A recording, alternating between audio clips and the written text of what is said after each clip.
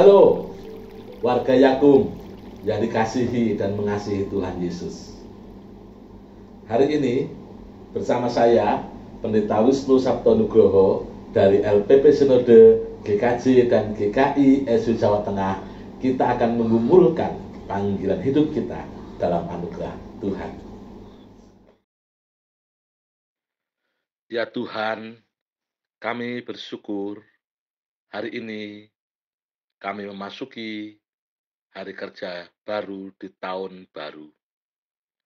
Semoga kami dimampukan untuk melakukan yang terbaik. Karena sesungguhnya kami ini adalah kepunyaan Allah yang dipakai oleh Tuhan untuk melakukan pekerjaan Tuhan. Melalui firman yang akan kami dengarkan, semoga kami beroleh peneguhan, motivasi, dan inspirasi. Berfirmanlah Tuhan, kami akan mendengarkan serta melakukannya. Amin. Warga Yakub yang dikasihi Tuhan, suatu kali saya diminta oleh sebuah jemaat untuk berpelayanan. Dan saya berangkat ke kota itu bersama dengan istri saya. Kami diinapkan di rumah milik warga gereja. Pemilik rumah itu adalah pasangan yang berusia 70 tahun ke atas. Dan kami sangat senang karena sambutan mereka begitu hangat, begitu akrab. Mereka menerima kami dan di situ kami merasakan hospitalitas, keramah tamahan yang luar biasa. Selain hospitalitas, selain keramah tamahan, kami mendapati rumah milik pasangan bapak dan ibu itu tertata dengan rapi, tertata dengan bagus dan bersih. Saya bertanya, siapa yang membersihkan rumah ini dan menata rumah ini sehingga bagus sekali? Mereka mengatakan, kamilah yang membersihkan, kamilah yang menata, kamilah yang setiap hari melakukan pembersihan halaman, ruangan rumah, kamar-kamar, kamar mandi, dan sebagainya. Kami sangat senang dan sangat terinspirasi. Terlebih lagi ketika kami mendapatkan penjelasan bahwa rumah itu dibersihkan, ditata, dikelola dengan baik karena ada alasan yang mendasar, yaitu ungkapan syukur kepada Tuhan. Mereka mensyukuri rahmat Tuhan. Rumah itu adalah anugerah Tuhan, pemberian dari Tuhan, dan karena itu mereka mencoba untuk menghayati rahmat Allah dengan melakukan yang terbaik. Mereka merindukan bahwa cinta kasih yang hidup di dalam rumah itu terus bersemi. Cinta kasih Allah yang dialami, dirasakan, membuat setiap pribadi mengalami Tuhan di rumah itu. Dan mereka merindukan banyak orang yang datang ke rumah itu mengalami Tuhan. Mereka mensyukuri karena Tuhan selalu hadir dalam kehidupan mereka dan mereka mengalami Dia. Warga Yakum yang dikasihi dan mengasihi Tuhan, dalam suratnya kepada jemaat di Korintus, Rasul Paulus mengatakan bahwa tubuh manusia, hidup manusia itu adalah rumah Allah, bait Allah.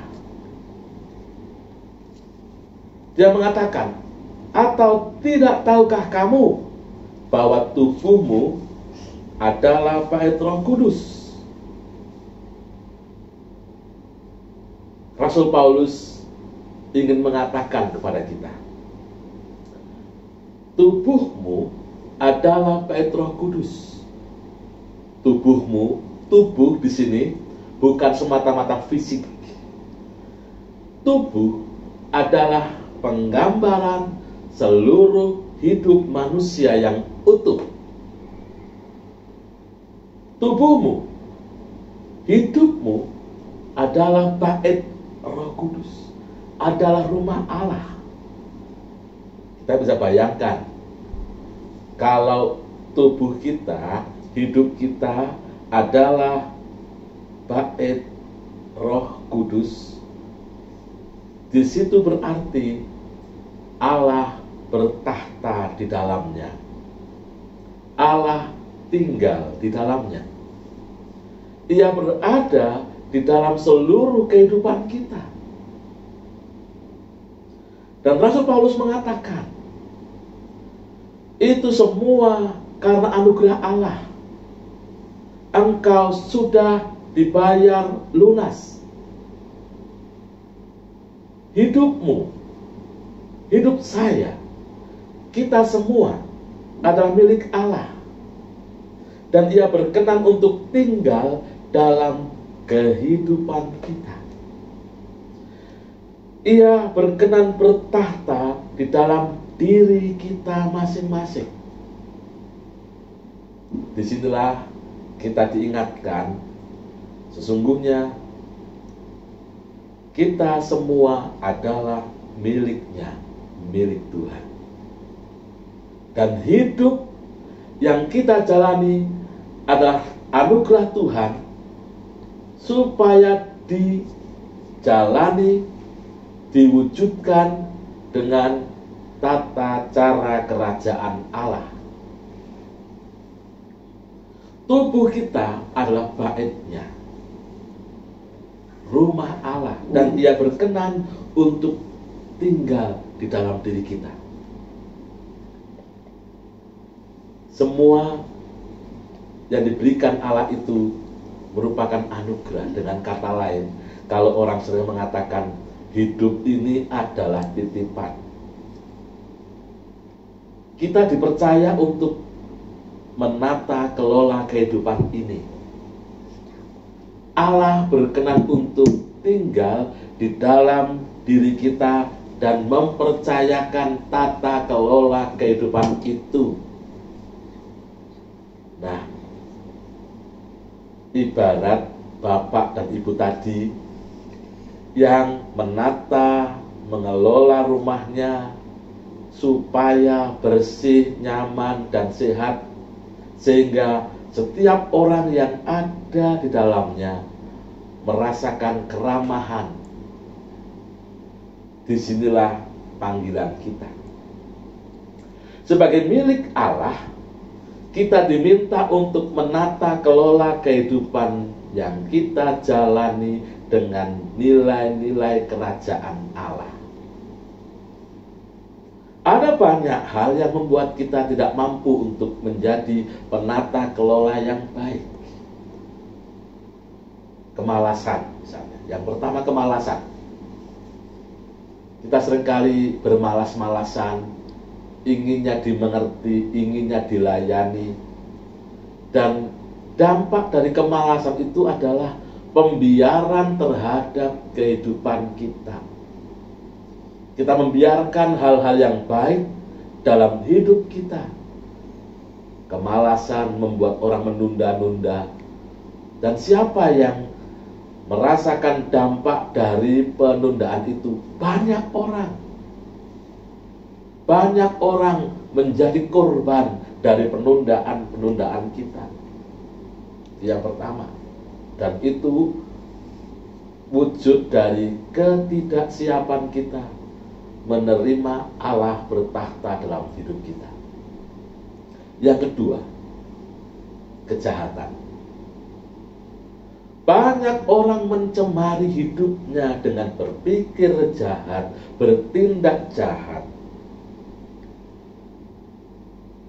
melakukan hal-hal yang jahat. Sebetulnya sebuah tindakan yang sedang merusakkan hidup kita sendiri.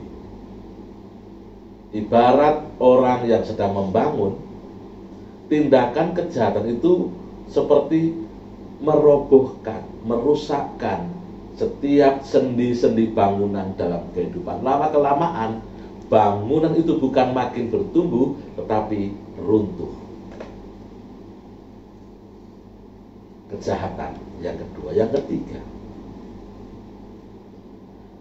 kita tidak mau menata kelola kehidupan dan membiarkan tubuh kita, hidup kita, rumah Allah ini rusak karena kita lupa atau tidak mau mensyukuri anugerah Tuhan. Hidup kita adalah anugerah Allah. Dia sudah membayar sampai lunas dengan darahnya yang mahal. Dan seringkali kita lupa untuk mengucap syukur, mensyukuri setiap hal yang Tuhan berikan pada kita.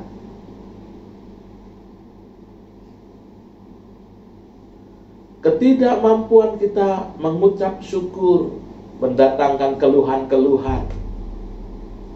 Mungkin kita mengeluh karena merasa, kok pekerjaanku berat. Mungkin kita mengeluh, orang lain melakukan kesalahan tidak ditegur, kok aku ditegur. Mungkin kita mengeluh, aduh, dalam kehidupan sehari-hari saya, kok saya tidak mendapatkan hasil yang besar, yang cukup. Ketika kita mengeluh dan lupa mengucap syukur, kita sedang mengotori rumah kediaman Allah, yaitu tubuh kita. Dengan begitu, bagaimana cara kita untuk menjadikan rumah Allah menjadi tempat yang hidup, yang indah, dan Tuhan berkenan untuk bertahta di dalamnya, memberkati kehidupan kita, dan kita menjadi berkat. Kebalikan dari yang tadi. Maka, yang pertama-tama, mengucap syukurlah. Ucapan syukur membuat kita siap untuk bekerja, melakukan banyak hal dengan sungguh-sungguh, dengan kreatif, dengan daya-daya baru setiap hari.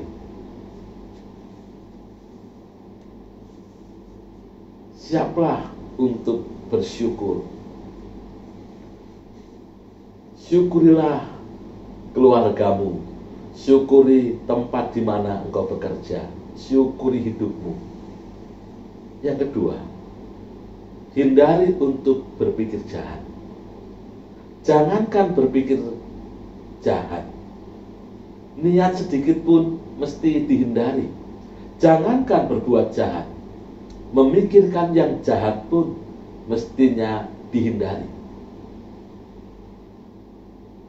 Gantilah dengan berpikir yang baik, berpikir positif, dan buanglah segala bentuk kemalasan. Gantilah kemalasan dengan etos yang luhur. Gantilah kemalasan dengan semangat baru setiap hari. Inilah sebagai bentuk kita menata kelola kehidupan, karena kita adalah milik Allah. Warga Yakub yang dikasihi dan mengasihi Tuhan, lakukan yang terbaik. Bersihkan hatimu, bersihkan hidupmu, dan biarkan Tuhan bertahta di dalamnya, karena kita ini miliknya. Tuhan memberkati.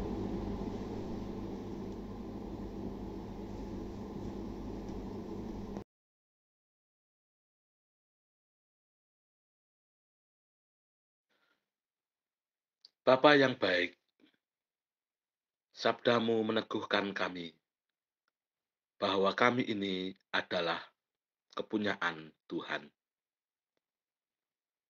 Dan kami bersyukur sebagai milik Allah, Tuhan menempatkan kami melayanimu dengan melayani sesama melalui Yakum.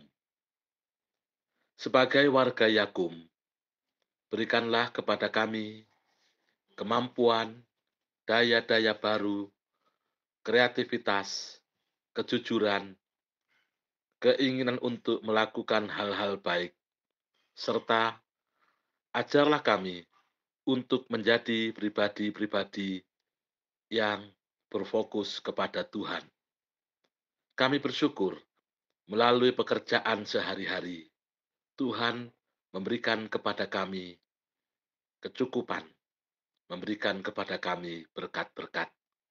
Semoga melalui itu semua, kami semakin menghayati pengalaman-pengalaman hidup bersama Allah. Hari ini kami doakan setiap warga Yakum ke dalam rahmat-Mu. Semoga setiap warga Yakum dengan tugasnya masing-masing dapat mengerjakan tugas-tugas itu sebagai bentuk syukur kepada Tuhan. Diberkatilah ya Tuhan setiap unit-unit kerja Yakum, supaya setiap unit-unit kerja boleh mengerjakan setiap hal dengan baik, sebagaimana yang telah ditugaskan kepada kami semua. Kami juga berdoa bagi hidup bersama masyarakat. Semoga Yakum, setiap warga Yakum, dapat berdampingan dengan masyarakat, melakukan hal-hal baik bagi kehidupan yang bermartabat, kehidupan yang seturut dengan kehendak-Mu. Kami juga menyerahkan kehidupan bangsa kami Indonesia ke dalam rahmat-Mu. Semoga damai sejahtera Allah menyertai kehidupan bangsa kami. Kami menyerahkan perjalanan tahun 2021 dalam anugerah Allah. Semoga di tahun 2021 kami dimampukan untuk mengerjakan panggilan Tuhan. Terima kasih Bapa, dalam nama Tuhan Yesus kami berdoa. Amin.